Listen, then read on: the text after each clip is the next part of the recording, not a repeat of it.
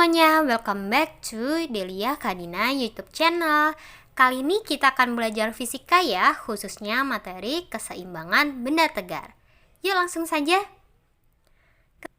Keseimbangan benda tegar didefinisikan sebagai istilah dalam dunia fisika yang digunakan untuk menyatakan kondisi di mana momen benda sama dengan nol.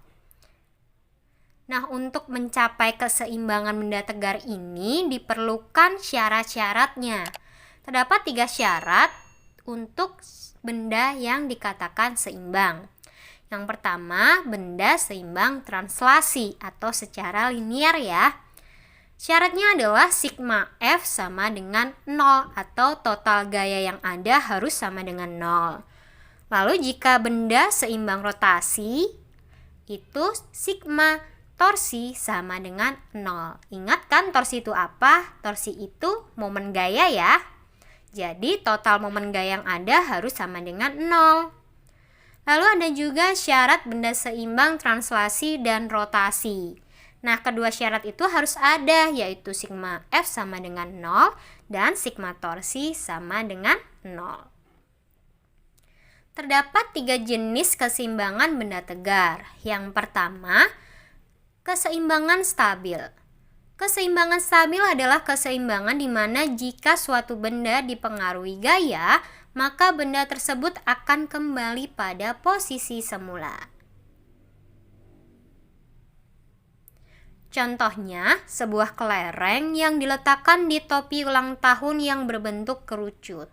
Jika kamu goyangkan kelereng yang ada di dalam topi, kelereng akan bergerak ke segala arah, lalu kembali ke posisi semula, yaitu di pucuknya ya, kalau kita letakkan di dalam topi itu. Yang kedua, keseimbangan labil.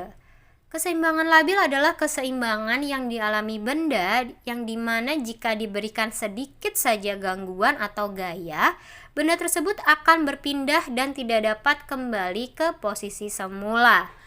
Contohnya, jika topi ulang tahun yang berbentuk kerucut, kamu balik nih, kamu posisikan pucuknya ada di atas, lalu kamu taruh kelereng di ujungnya. Jika posisi kelereng tidak pas dan tidak seimbang, maka kelereng akan jatuh gitu. Lalu yang ketiga ada yang namanya keseimbangan indiferen ya. Keseimbangan indiferen atau netral adalah keseimbangan yang mana jika suatu benda diberikan gangguan, maka titik berat benda tidak mengalami perubahan.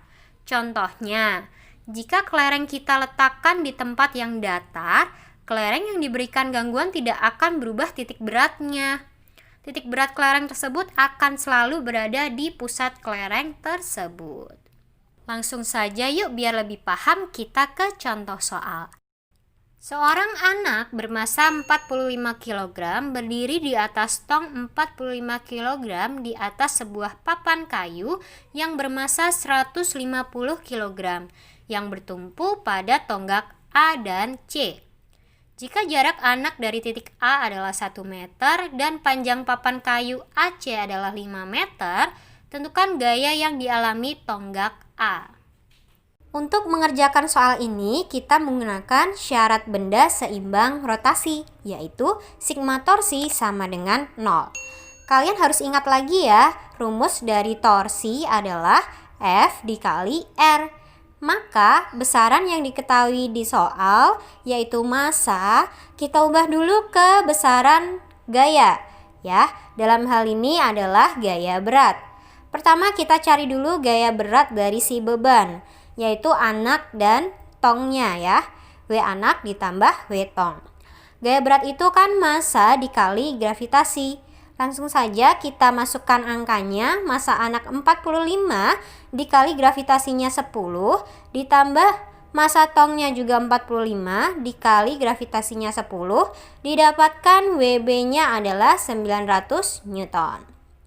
Lalu di situ juga terdapat massa papan kayu. Jadi kita hitung saja WP sama dengan MP dikali G atau gravitasinya, yaitu 150 dikali 10 menjadi 1500 Newton.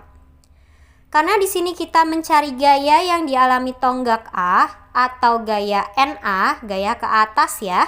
Titik C kita jadikan poros.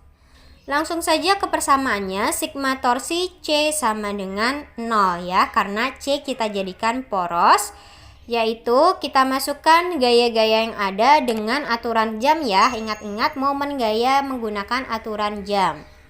WB dikali LBC ditambah WP dikali setengah LAC dikurang NA dikali LAC sama dengan 0. Untuk LBC adalah jarak dari titik B ke C ya. Sedangkan kenapa WP menggunakan setengah LAC? Karena titik berat benda papan itu ada setengahnya.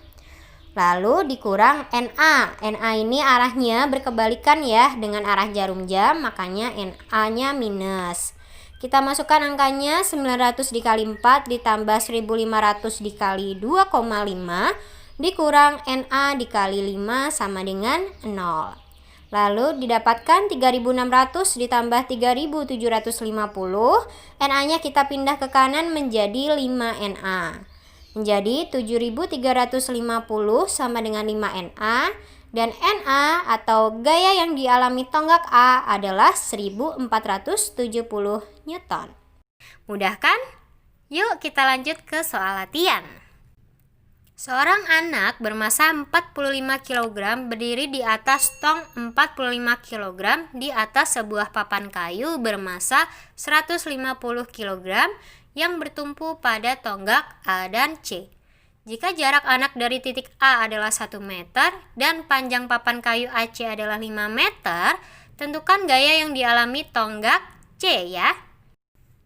Soal yang kedua, balok AB sama dengan 6 meter, BZ sama dengan 2 meter. Di sini Z adalah titik berat balok. Jika berat balok 95 Newton, maka berat beban C adalah. Selamat mengerjakan, sampai bertemu di video-video selanjutnya. See you!